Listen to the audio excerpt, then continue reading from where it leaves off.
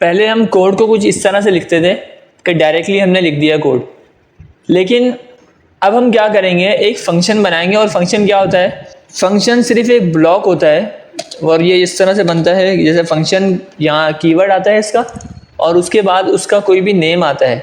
Function का कोई भी नाम हो सकता है। मिसाल दे देता हूँ आपको कि अगर आप एक टू डू ऐप बना रहे हैं और उसमें 4 चीज़ें करवा रहे हैं, ऐड करवा रहे हैं, डिलीट करवा रहे हैं, अपडेट करवा रहे हैं या और भी कोई चीज़ करवा रहे हैं, तो आप क्या करेंगे, आप हर किसी के अलग अलग फंक्शन बनाएंगे। जैसे ऐड करने का अलग फंक्शन होगा, डिलीट करने का अलग फंक्शन होगा, एडिट करने का अलग फंक्शन होगा। तो उससे आपको क्या होगा, आसानी हो जाएगी। और दूसरी बात यह है कि आपको जब कोई भी फंक्शन कॉल कराना होगा तो उसका कोड चल जाएगा। अब जैसे मैं इसका एक फंक्शन बनाता हूँ और सिंटैक्स देख लें, इस तरह का होता है। पहले फंक्शन कीवर्ड, फिर फंक्शन का नेम कुछ भी हो सकता है, तो आप फंक्शन का नेम लिखेंगे और उसके बाद आपने पैरेंथेसिस लगाने हैं। इस पैरेंथेसिस में पैरामीटर्स लगते हैं, फ़िलहाल के लिए उनको छोड़ दें क्योंकि वो आपके लिए अगर अभी आप उसको समझेंगे तो शायद थोड़ा सा डिफ़िकल्ट हो जाए। और इसके बाद हमारे पास होते हैं कर्ली ब्रैकेट्स।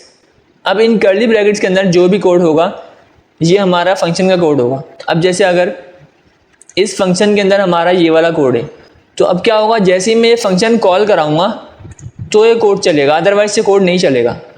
मैं एक दफ़ा आपको दिखा भी देता हूँ।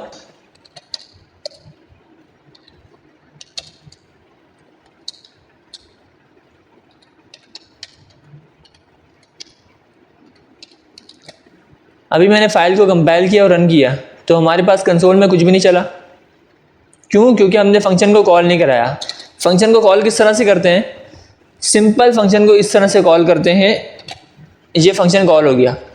अब ये यूज़ क्यों होते हैं, देखिए अगर आपने ना एक बटन बनाया, ठीक है, HTML में एक बटन बनाया, आपने उस पर कोई काम करवाना है, ठीक है, आपने उस पर कोई कंसोल करवाना है या कोई और काम करवाना है, कोई आपने उस पर डेटा लेके आना है, फैच करना है या कुछ भी करना है इस तरह का, तो आप क्या करेंगे, उसके लिए फ़ंक्शन बनाएंगे और इस फंक्शन को आप उस बटन के क्लिक पे कॉल कराएंगे, ठीक है।